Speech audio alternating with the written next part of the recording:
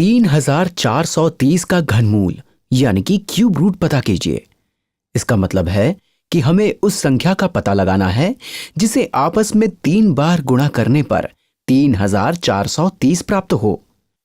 इसके लिए हम अभाज्य गुणनखंडन यानी कि प्राइम फैक्टराइजेशन विधि का प्रयोग करके 3430 के अभाज्य गुणनखंड पता करेंगे और ये पता लगाएंगे कि क्या कोई अभाज्य गुणनखंड कम से कम 3 बार प्राप्त होता है या नहीं।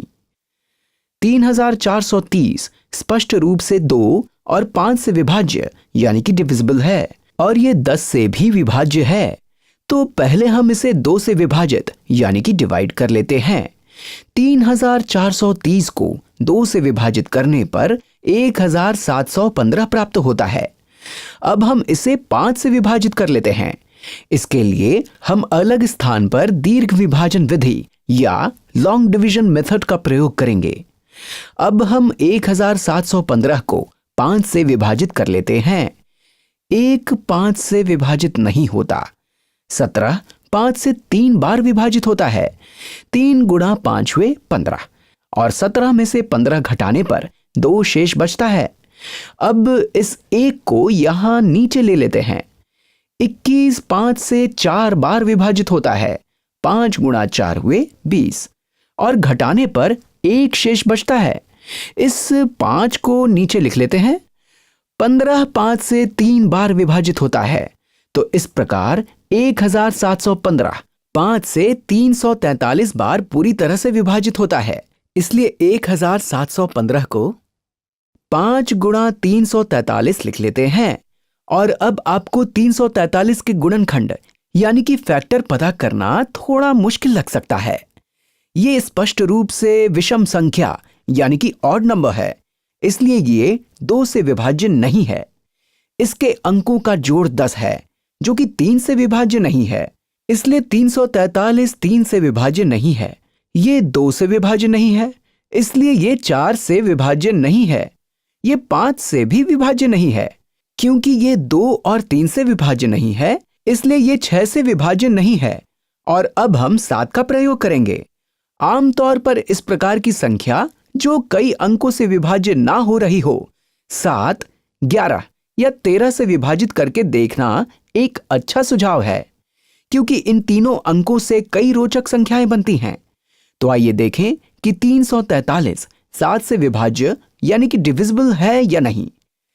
343 में 3 7 से विभाजित नहीं होता। 34 7 से 4 बार विभाजित होता है। 7 गुणा 4 हुए 28 और 34 में से 28 घटाने पर 6 शेष बचता है। इस 3 को नीचे लिख लेते हैं। 63 7 से 9 बार विभाजित होता है। 7 गुणा 9 हुए 63 और घटाने पर कुछ शेष नहीं बचता। हम यहां पर एक स्टेप भूल गए थे।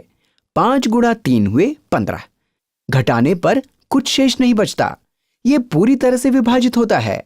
तो यहां पर 343 को 7 गुणा 49 लिख सकते हैं और 49 को देखकर आपने झट से सोच लिया होगा कि इसे 7 गुणा 7 के रूप में लिखा जा सकता है।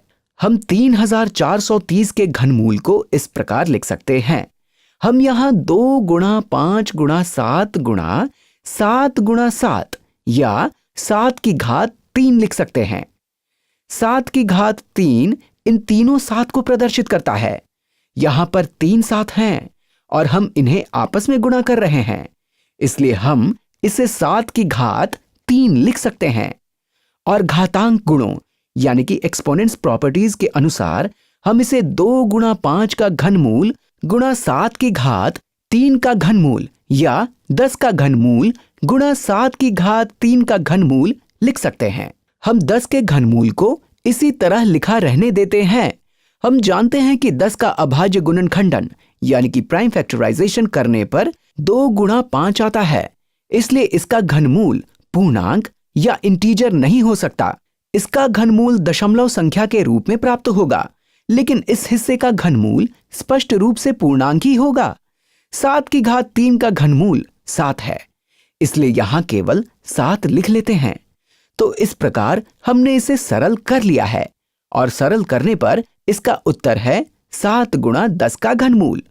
हम कैलकुलेटर का प्रयोग किए बिना इसे और अधिक सरल नहीं कर सकते।